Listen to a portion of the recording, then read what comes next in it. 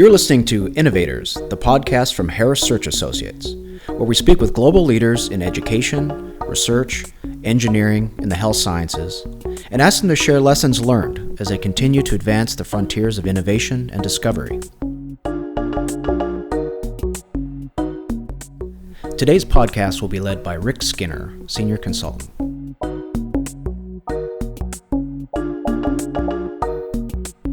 Terry Curry ranks among one of the best known and probably longest serving academic HR leaders in American higher education. He's a former director of the School of Labor and Industrial Relations at Michigan State, where he remains on the faculty as a professor. But since 2007, Terry has served as Associate Provost and Associate Vice President for Academic Human Resources. Terry, welcome to Innovators. Thank you, Rick. Let's get started. I counted up, and I had to use both my toes and my fingers, and I figured out that you've had about 40 years in academia. And during that time, you've been witness to extraordinary changes that have taken place throughout higher education, and in particular, the hiring of faculty and academic administrators. What have been the big and powerful forces that have caused the search and hiring process to change over these times? Let me talk about a couple of three things. Some of them are societal issues, trends, changes, and some are a bit more related to the employment setting. But first of all, just the globalization movement. There was a time when it was relatively unusual to hire international faculty, and that's no longer the case. I mean, our faculty come from all over the world, and with programs like Education Abroad, we send students to study in different parts of the world. So the globalization of our faculty, the fact that we recruit and hire people from many different countries. Of course, there's some challenges that arise because of visa issues and the like, but that has been a major factor that has changed the academic hiring process, or the consequences of that for faculty and administrators here. A second would be the women's movement. Yes. As women have entered into professions, as they have attained advanced degrees, there has been, fortunately, I think, a steady increase in the percentage of our tenure system faculty, in fact, our faculty and academic staff generally, that is female. It is, we certainly are not where we would like to be, particularly in some areas, STEM fields, for example, but you counted the years and you said, 40 or so for me. I can remember a time, when I joined the faculty in the School of Labor and Industrial Relations, maybe 20% of the students were women, and by the time I left as director, it was more like 60% were women. Yep. Same thing in law schools, MBA programs, medical schools, and the like. As those demographics have changed in graduate programs, they are changing as well for faculty. And a bit more slowly for people in academic leadership roles. But again, that change is occurring as well. And then if you go back to beginning really in the 1960s, but growing in the 1970s. So in 64, the Civil Rights Act is passed. Lyndon Johnson, while president, introduces the concept of affirmative action, which grows in the 1970s when Richard Nixon was president, and the requirement was established that if you are a federal contractor, you have to have a written affirmative action plan. And you have to make affirmative efforts to recruit women and minorities, and you have to look at your workforce and identify job groups and areas in which there's underutilization and take efforts to try to erase that underutilization. So that's on the employment side. But at the same time, this is the era in which many colleges and universities were worrying about the composition of their student body. And so programs were created to try to recruit underrepresented students and provide funding for underrepresented students in ways that had not been the case in the past. And I guess I could add to that, and I mentioned it briefly, but if you take the Civil Rights Act of '64, if you know, so I'll digress for a second. Sure. If you watch college football, so we watched the national championship game, and we saw Alabama playing Georgia, and if you look at the racial composition of the rosters of those teams in January or whatever it was, 2018, and think about what that composition would have looked like in 1964. We've had really a fundamental Yes. that has gone on. So as the student bodies have gotten more diverse, because there was a time when across a wide swath of the United States, you just didn't have non-white students admitted. And of course, we had the separate but equal. So we had historically black colleges and universities that were established because the University of, pick the name, it could Missouri, Alabama, Georgia, wouldn't admit black students. So affirmative action, the civil rights movement, and I think in connection with that, and it, not just because of legal and regulatory requirements, I'd argue there has been a changed attitude over time, and an appreciation by many, and I think especially academic leaders, that there is value in diversity. And so there is a commitment that may not be as much as we would like, but it's not just a commitment that is driven by the laws and regulations say we have to do these things. No, Terry, it's just an interesting point of view because it leads me to sort of a second and a kind of a subsidiary question. The people who became deans of schools and colleges typically did so with absolutely no formal training as an administrator. Now, what didn't seem to be a problem, say, in the early 1900s, because the institutions sort of ran themselves, and being an amateur administrator was okay because it wasn't terribly complex. But I looked it up. I think your budget at Michigan State this year is about $1.3 billion. Yeah, I think depending on how you count it, I might go 2-point-something There billion. you go. Yep. If you look at all funds. If we look at all funds, we're probably up over $2 billion. I checked on Texas A&M, just their engineering programs, just the engineering programs enroll 16,000 students now. And those folks up the road in Ann Arbor just had a capital campaign that I think they met or exceeded their goal of $4 billion. So these are really big undertakings, and it sort of makes you wonder, can we any longer rely on very talented but very untutored, untrained individuals to administer these very complex academic organizations? My short answer is yes, but not without a lot of support. There is a credibility that, in addition to the knowledge and skills that are necessary to do the job, I would argue in order to have the support of those being led, one needs a certain credibility that comes from having been a faculty member. Now, again, I think you can argue that the higher one is within the organization, the less important those technical skills and that credibility becomes. And so we certainly see cases in which presidents of universities are selected who have no higher education experience. In the Big Ten alone recently, Purdue and the president of the University of Iowa and our prior president had no higher education experience. But you need some people, even at the dean level.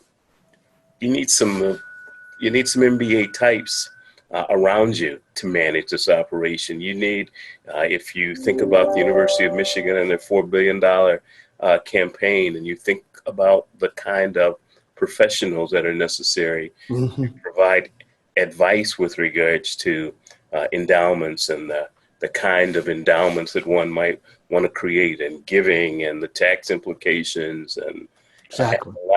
of all of that. When you think about the planning issues and building buildings, you need professionals to lead that. And, Mm-hmm. while it's wonderful that I'm one of the world's greatest experts on some aspect of philosophy, I need someone that understands things like, return on investment and how long we pay for this. And so, yeah, I think that it will not be in my lifetime or your lifetime that it will change at the dean level, at the Mm-hmm. chair level, again, with some exceptions. And I think where we'll see the exceptions will be the more professional schools. Yep. It'll be the business school. It'll Mm-hmm. be, this journalism school. It will be those schools that will take the risk and Yep. and see some value in Mm-hmm. having someone that has not just the business and leadership skills, but has some real world experience that Exactly. they're trying to make sure that their students receive in the course of their education.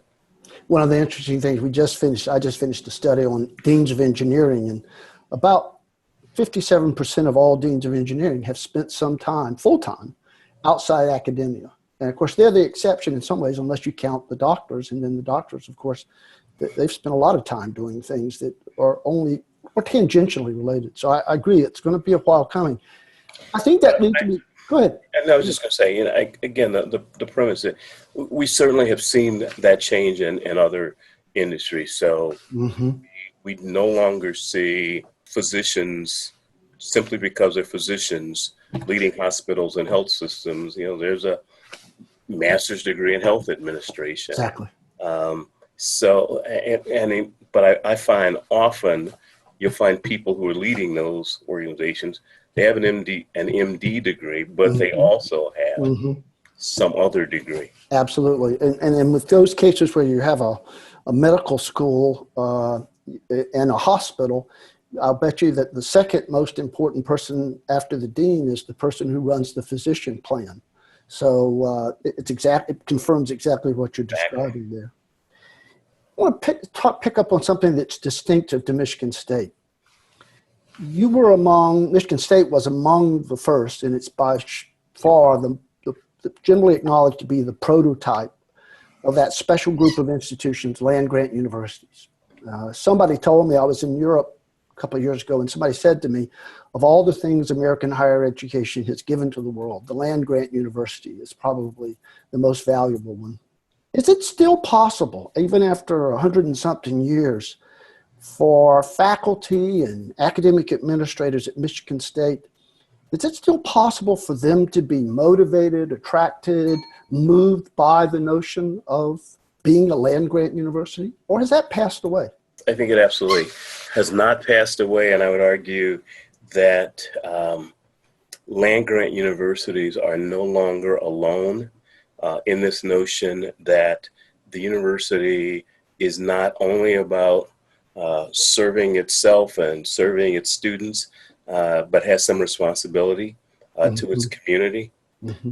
I've talked to colleagues at the University of Chicago, for instance, or Northwestern, for instance, and they'll talk about programs that they have within the community to impact the community that they happen to be, in which they happen to be located. So this notion of taking the research and scholarship that exists within the institution and using it to better society, I think is not something that's unique. It is not something that is dying, and if anything, it is something that is expanding. That there will always be an important need for those scholars who are engaged in sort of fundamental research for which we don't see the application today. But there also is increasingly, I believe, in universities, a strong appreciation for faculty who are engaged in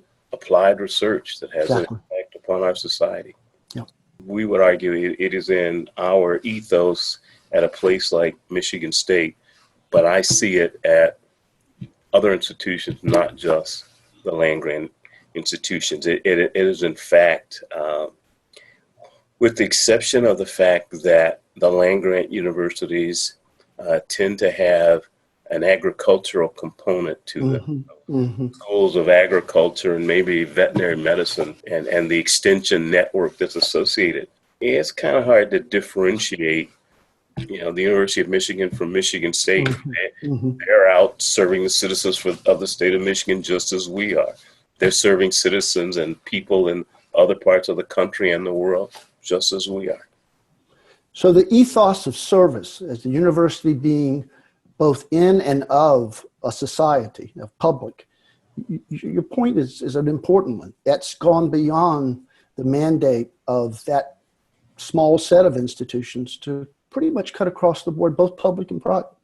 Yeah, and I think first and foremost in the public institutions, if for no other reason, there's a self-interest involved. While public funding of higher education has declined, and when I joined Michigan State, it was the state provided roughly 80% of our general fund budget, and now it's more like 20% of our general fund budget. A couple of $100 million every year is not insignificant. And so any public institution that's worried about maintaining their state appropriation, and if not, maybe increasing it a little bit, worries about being able to demonstrate, here's what we do for the citizens of the state. Yep. I tried in preparation for this interview to calculate how many searches you have had a personal hand in. And after I got up to the hundreds, I said, I think I better stop at this point. And instead, I thought of people who I knew who could probably make a movie about academic hiring and searches, and it would probably have a good title like The Good, the Bad, and the Ugly. Now, I know, of course, Michigan State only does the good ones. I know that. I'm aware of that. But let's, for a moment, help the rest of our folks who come to us.